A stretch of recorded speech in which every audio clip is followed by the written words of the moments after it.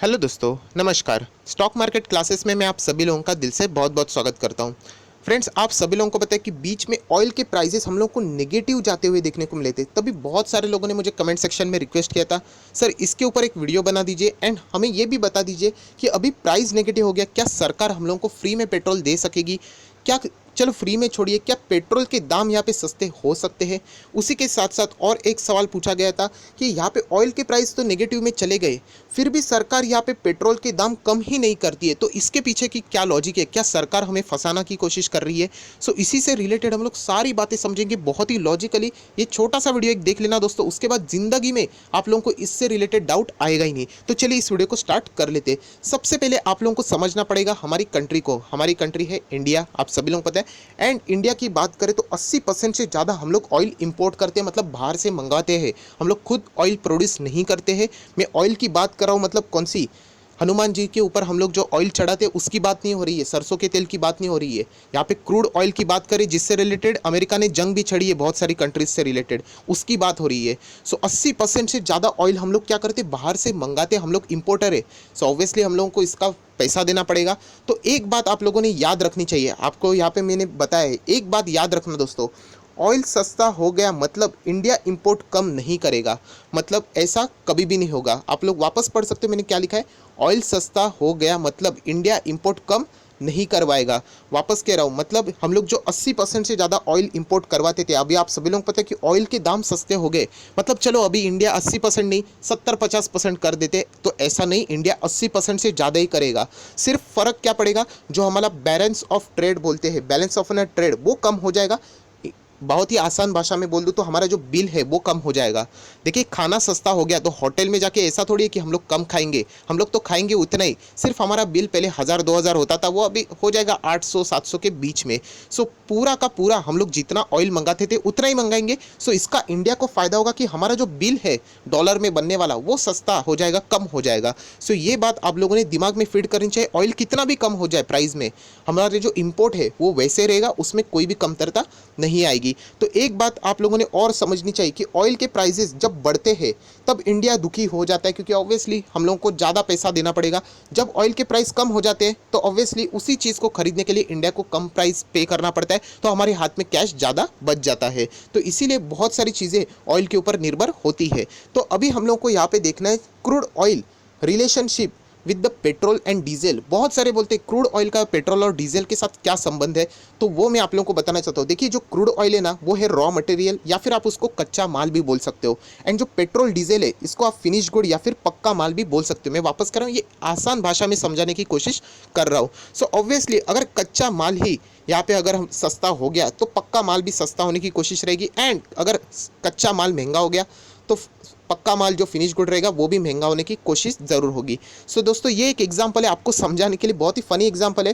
Directly उसको मत ले लेना, बट समझाने के लिए आपको बहुत ही आसान हो जाएगा।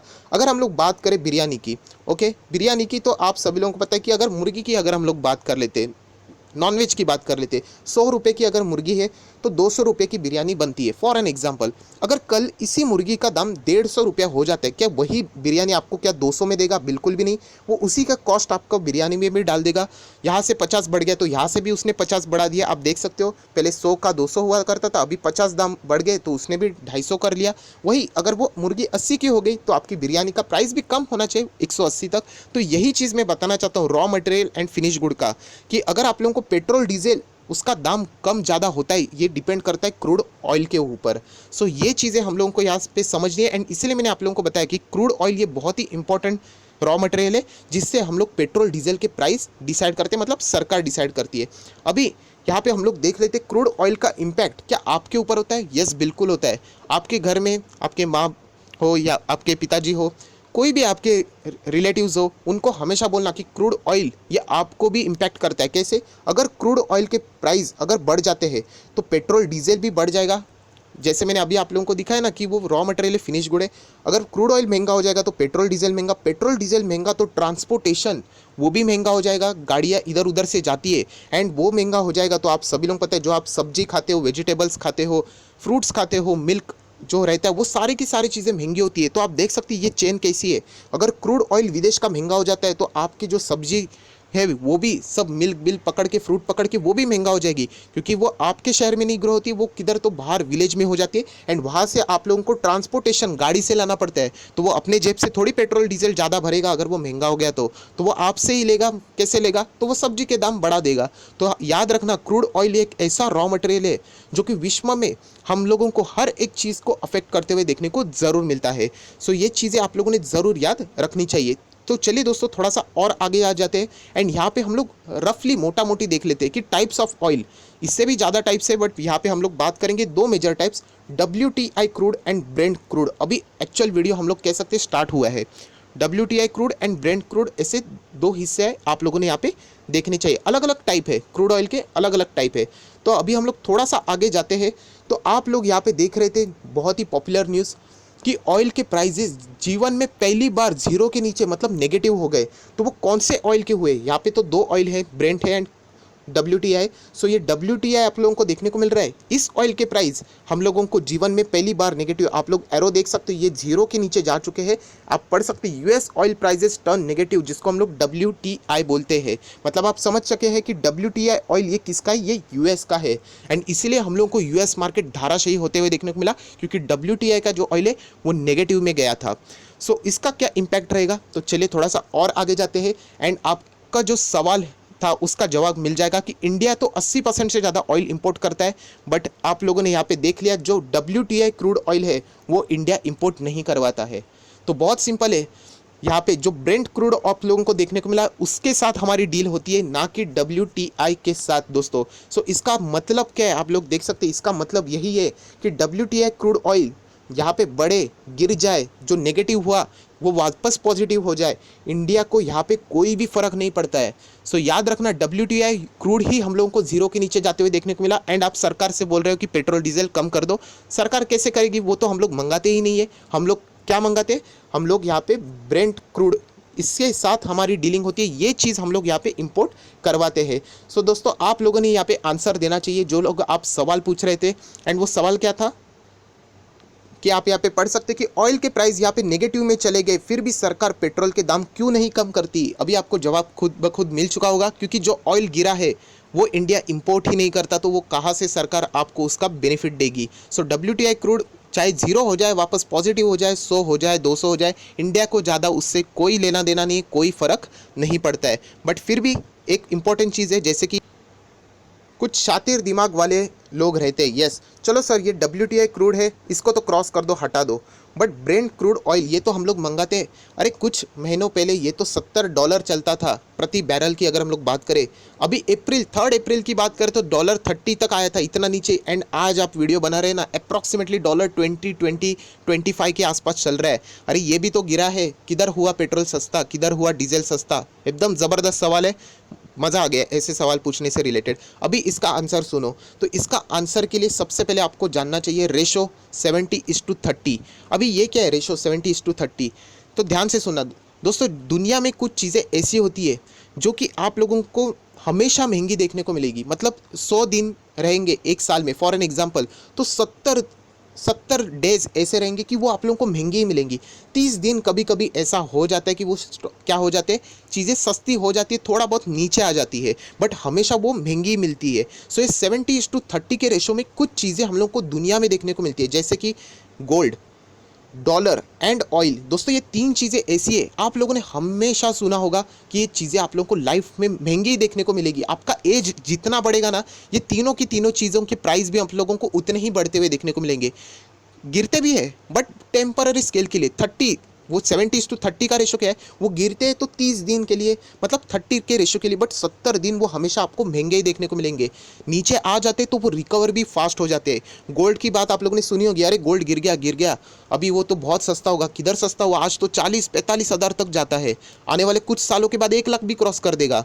डॉलर की बात, एक ज़माने में डॉलर 40, 35, 30 तक आता था। अरे हमारा इंडियन रुपये स्ट्रांग हुआ, आज 70, 75, 80 भी आ सकता है।